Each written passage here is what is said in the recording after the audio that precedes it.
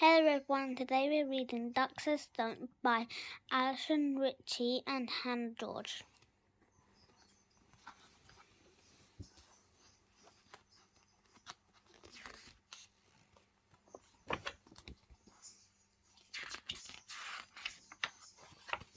Duck Says Don't.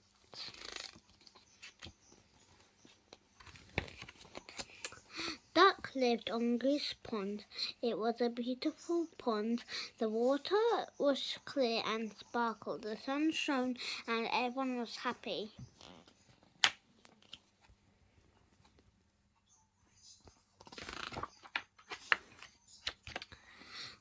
One day, Goose told Duck, "I have a very important job for you. I am going on holiday and want you to look after the pond while I'm away." Duck couldn't believe it. "Goose wanted me to look after the pond," he thought.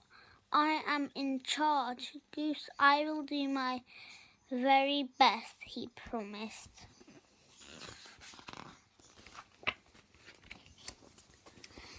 The next day, Duck was up.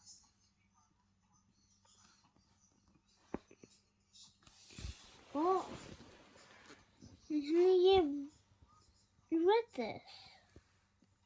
Duck was up early watching over his beautiful pond. Suddenly he spotted the dragonflies racing. "Stop that," he quacked. "I am in charge of this pond and you should not be buzzing about all over it." "We're flying, Duck," said the dragonflies in surprise. "That's what we do. Not here, you don't," said Duck. That told them, he thought, but just to make sure, Duck fetched some wood and hammered late into the night. The next morning there was a sign in the pond: "No racing by order of Duck, in charge of ponds." Later that day, Duck saw Kingfisher fishing. "Hey!" he shouted. "Stop that! Fishing is not allowed here." "Then where can I fish?" said Kingfisher sadly. "Somewhere else," snapped Duck, and he waddled off with his bottom in the air. He fetched more wood and got busy with another sign: "No fishing. Duck's rule must be obeyed."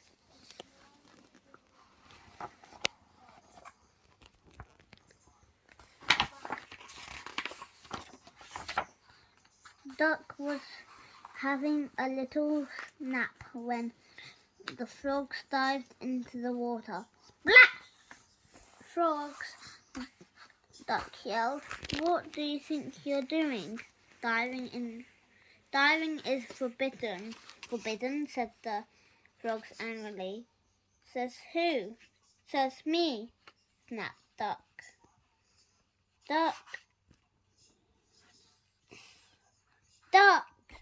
Duck in charge of the pond.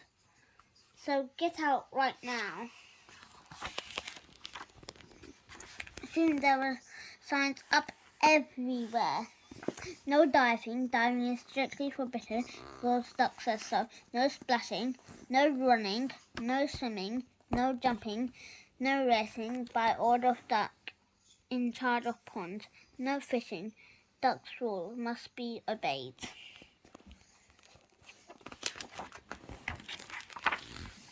Duck sat down happily. Peace at last, he thought. But he couldn't settle. He looked at his perfect pond. The sun was shining. The air was still, and there was not a splash, buzz, or plop to be heard. In fact, there was nothing to be heard. It was much too quiet. Where is everyone? Wailed Duck. What have I done? He jumped up in a panic and flew off to find his friends. As Duck reached the meadow, he saw them playing together. This is fun, buzzed the dragonflies. No, Bossy Duck, telling us off, croaked the frogs. A tear fell down Duck's cheek. With a heavy heart, he turned around and waddled back to Goose's pond.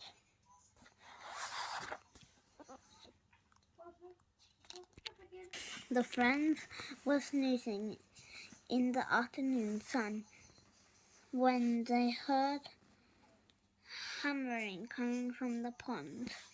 Can you believe it? Muttered the frogs. That duck is putting up more signs.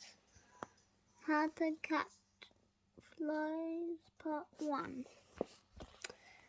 The banging went on deep into the night. Next morning there was an enormous sign in the meadow.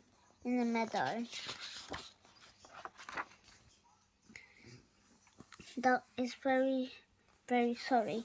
Please come back. This is a message for the dragonflies, frogs, and Kingfisher from Duck.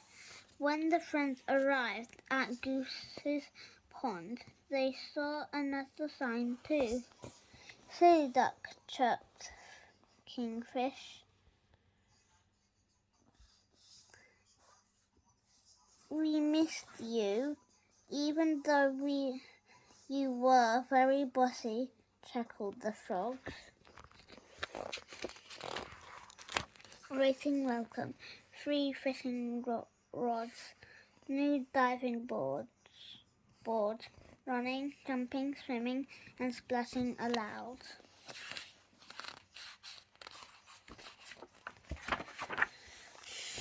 When Goose came back from holiday, she said, Duck, you've done a grand job.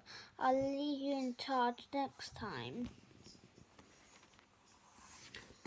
No thanks. No thank you, Goose. Duck laughed. Being in charge is much too hard. And from that day on, Goose's pond was the happiest pond in the world, and Duck never said another bossy word. The end. Bye.